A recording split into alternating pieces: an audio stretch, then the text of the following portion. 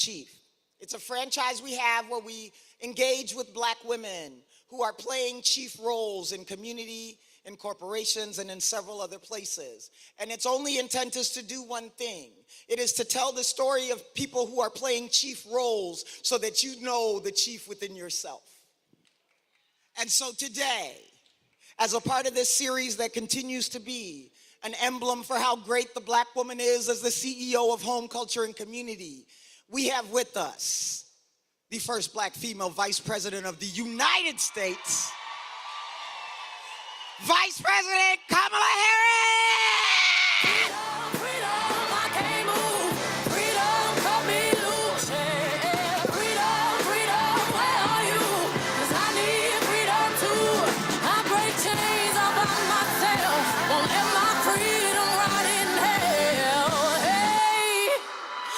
Keep on running, cause the winner don't quit on themselves.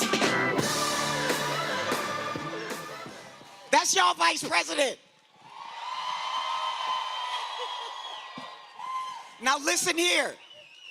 We time constrained. I don't need to say nothing else. But ladies, gentlemen, community, family, one of the beautiful things about history is once it happens, it can't unhappen. That's right. And so what that means is there will never be another day where we didn't have a Black female Vice President of the United States of America. They can't take that away. But today, I'm gonna have a conversation with our Vice President Kamala Harris about the mantle she holds, the seat she has to fill. Every time we have a chief-to-chief conversation, we start with a really simple question. And we ask, who is Kamala Harris? The Vice President of the United States of America.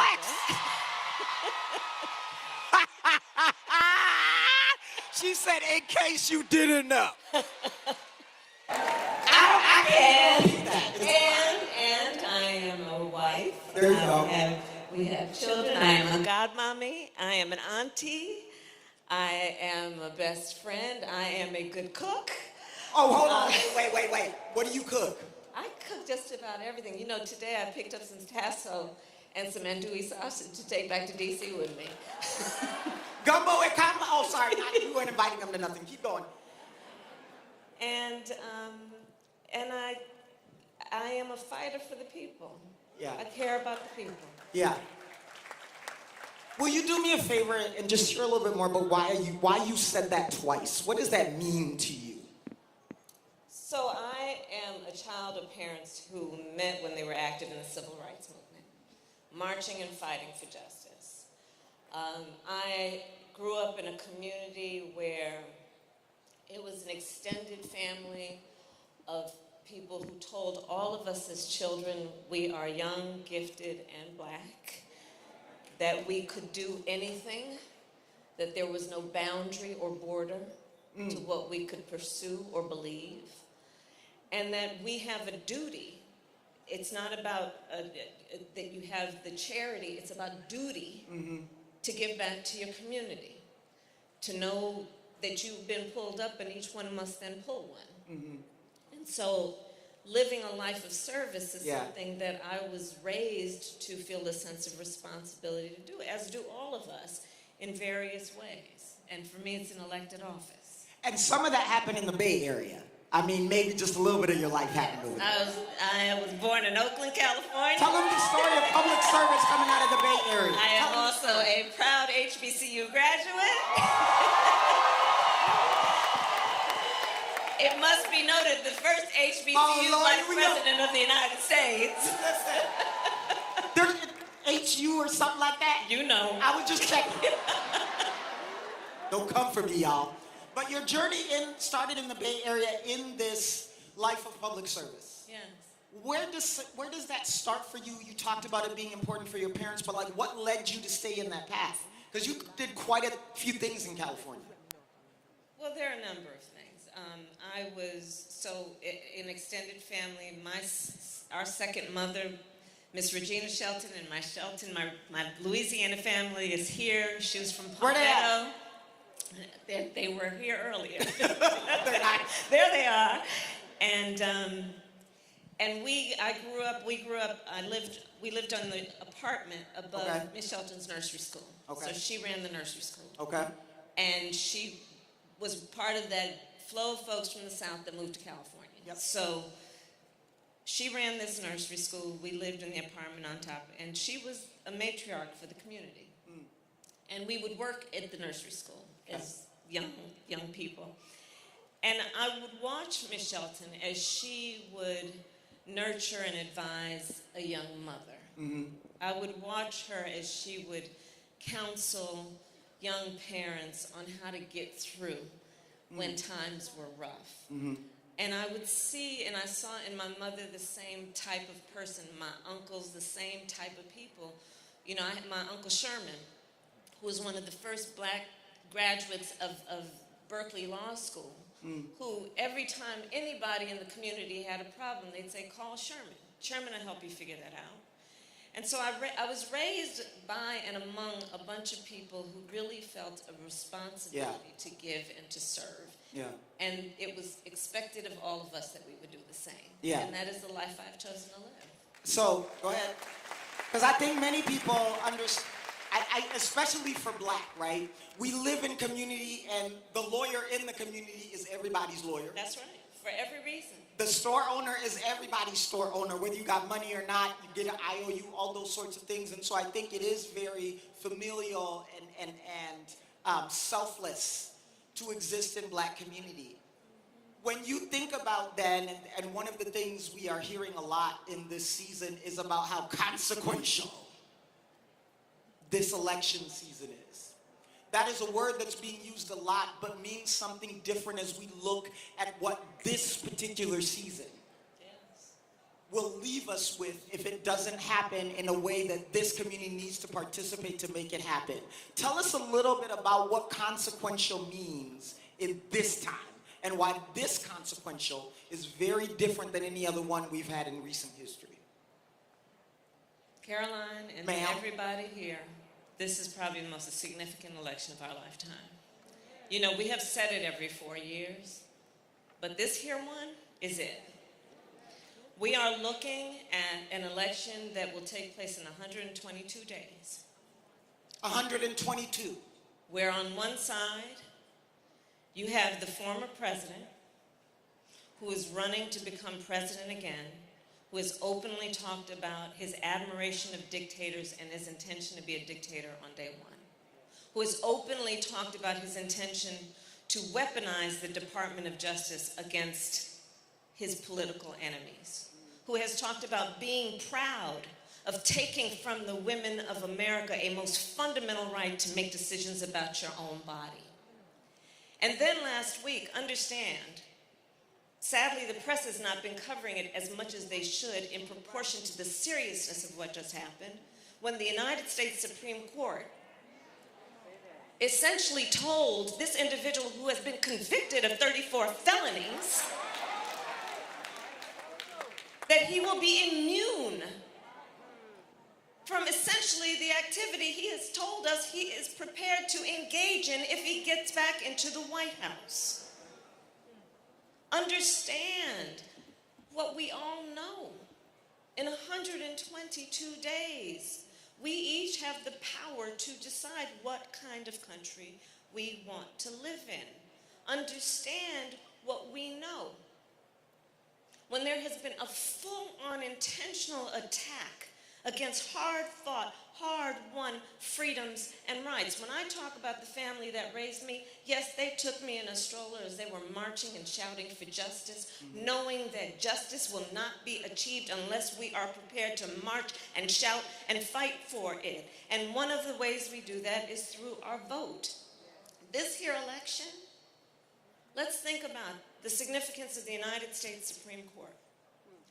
2 years ago and some days now, we commemorated a decision by the United States Supreme Court, the Dobbs decision, that undid the protections of Roe v. Wade. Understand how that happened.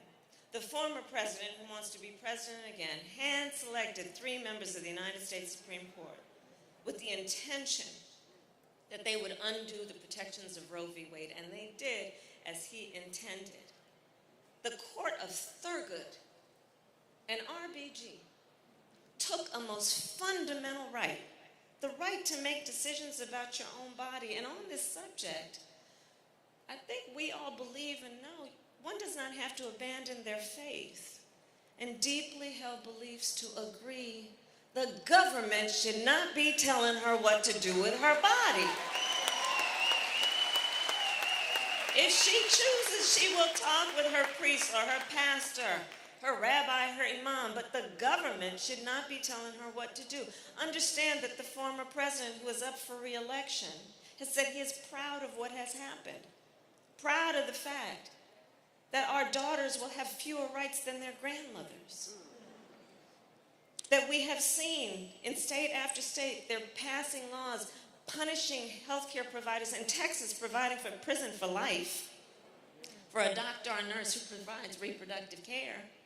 Understand, laws being passed and proposed that make no exception for rape or incest. Caroline, you asked me about the things that have influenced my That's career. exactly right. So many of you know I was a prosecutor. You may not know one of the reasons why.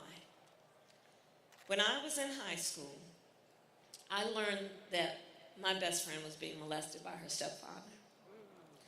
And when I learned, I said to her, you have to come live with us. I called up my mother. My mother said, of course she does. And she came and she lived with us. Mm-hmm.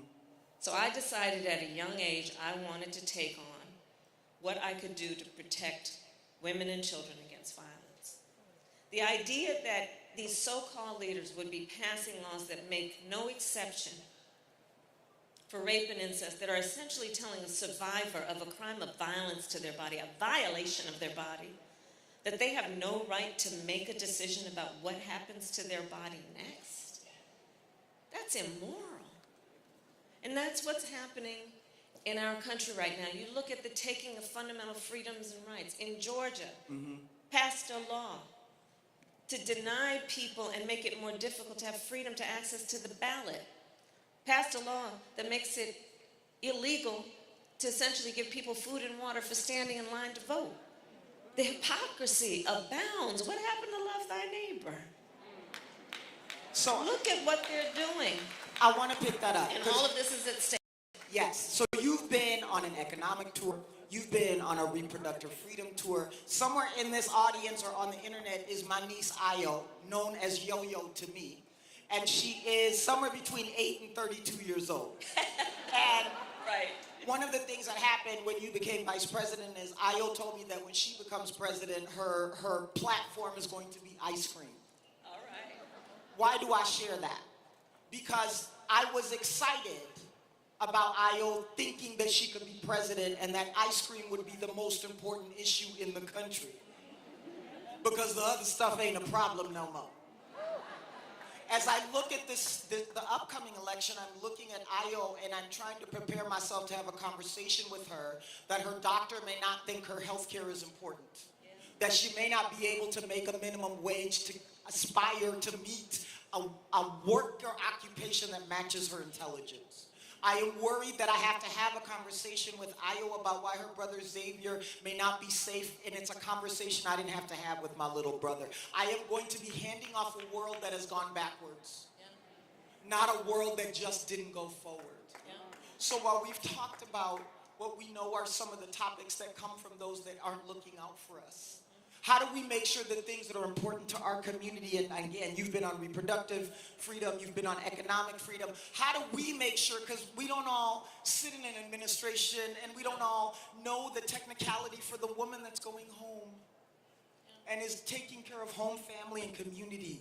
How do I make sure that Caroline doesn't have to have that conversation with Ayo in 122 days? There are many ways, but in 122 days, it's your vote. I mean, here's the thing about elections. And this is maybe the inside deal that my former colleagues at the Congressional Black Caucus can tell you. The people who make decisions at that level often will pay attention to either who's writing the checks or who votes. That's a cold, hard reality. And so when we vote, that is, in a democracy, as long as we can hold on to it, the power that we have as individuals to weigh in on who is making decisions based on what we value and care about. You know, I'll give you an example of why elections matter. There are many. Yeah. The issue of black maternal mortality. Let's talk about that. So I have been working on that issue for years with my colleagues from the CBC when I was in the Senate and now as Vice President. Why? Because black women in the United States of America are 3 to 4 times more likely to die in connection with childbirth than other women. And we know that there are a variety of reasons for that, but we also know that this is a healthcare crisis of the highest order that has received very little attention proportionate to the seriousness of the matter.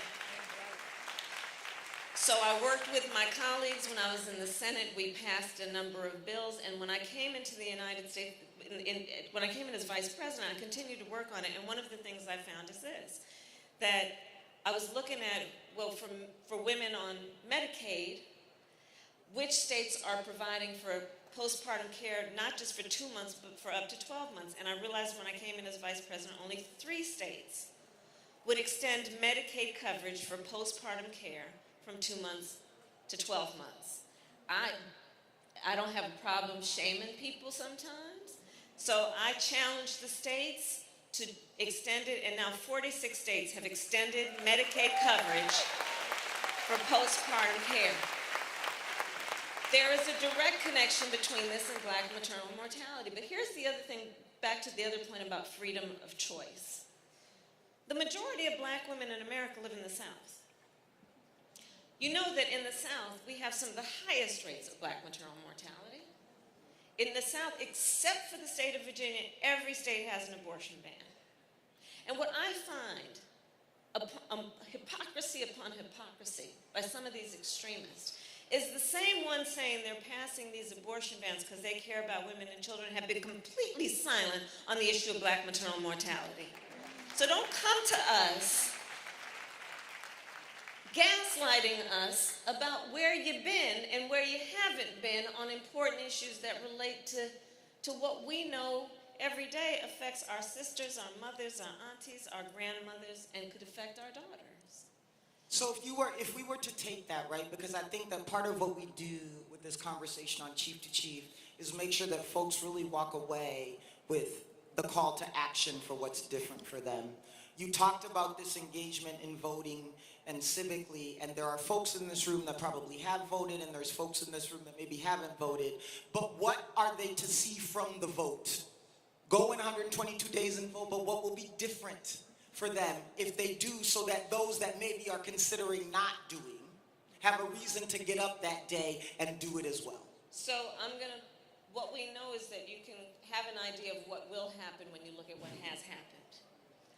So I'd ask people in the room to raise your hand if you relieve student loan debt relief because you voted in 2020 and Joe Biden and I came in office and were able to forgive billions of dollars of student loan debt, understanding how it impacts all communities and especially ours.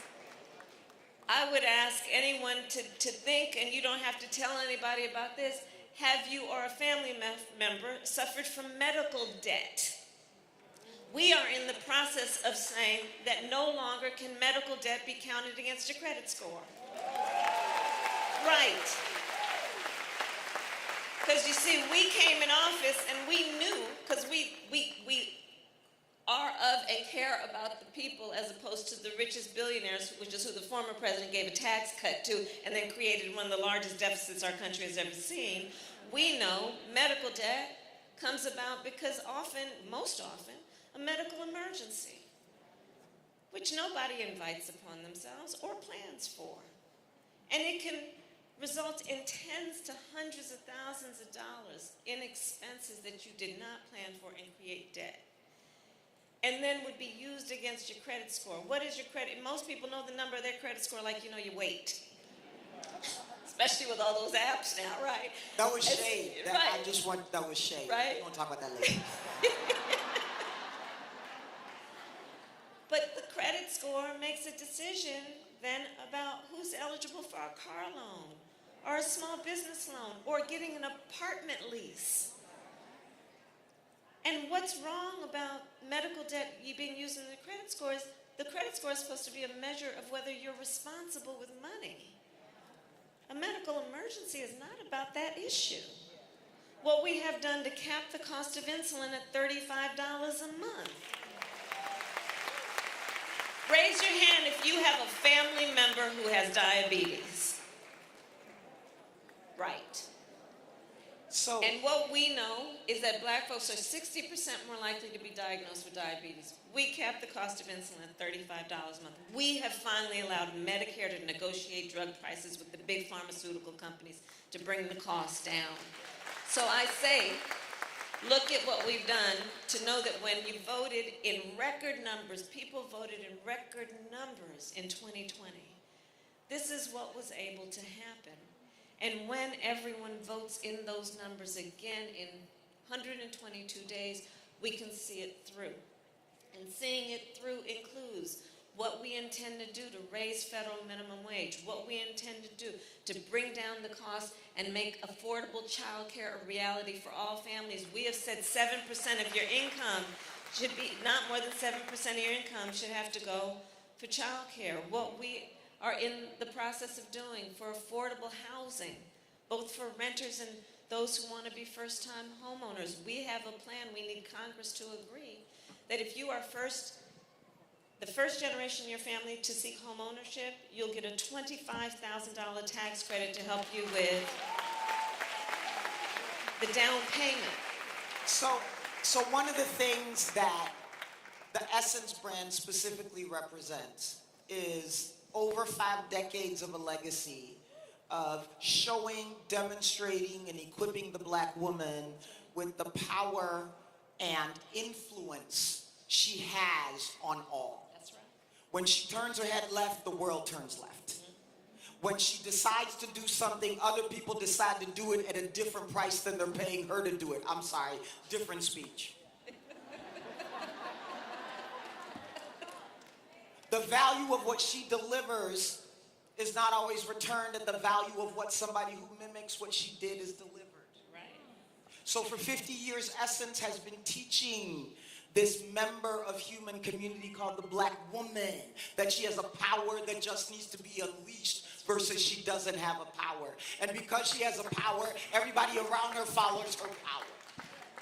Which I would then say that those that are here with us live and those that are here with us virtually have the power to make this country be whatever it needs to be for black community. So with that being known, whether it's the Vice President of the United States or anybody else, Madam Vice President, you are speaking to the most powerful ballot community we have.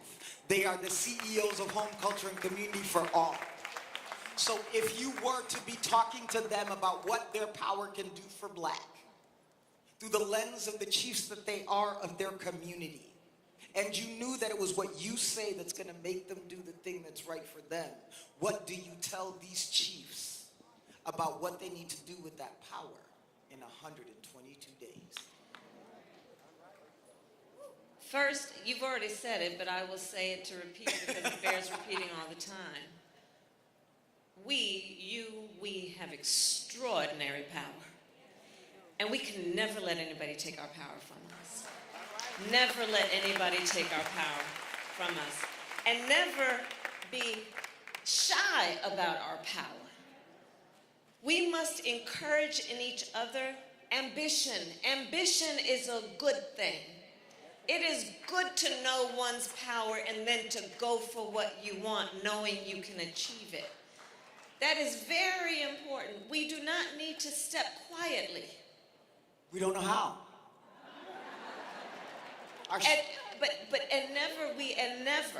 And never allow the circumstances or the situation that we know we experience, whether it be pay gaps or anything else, to make us feel small or alone. I'll say in particular to the younger women who are here, you are, on many occasions in your life, going to be in a room where you will be the only one that looks like you. or has had your life experience. And what I demand of you is that you always walk in those rooms with your chin up and your shoulders back, knowing everybody here is in that room with you, expecting that you will carry the voice that is the strength and power of your voice. I will beseech you, don't you ever hear something can't be done. People in your life will tell you, oh, it's not your time, it's not your turn, nobody like you has done it before. One of the things I love is they'll say, oh, it's gonna be a lot of hard work. Don't you ever listen to that. I like to say, I eat no for breakfast. I don't hear no. I don't hear no. And don't you either. I'm stupid. I'm trying to think what my breakfast word is. I need some time.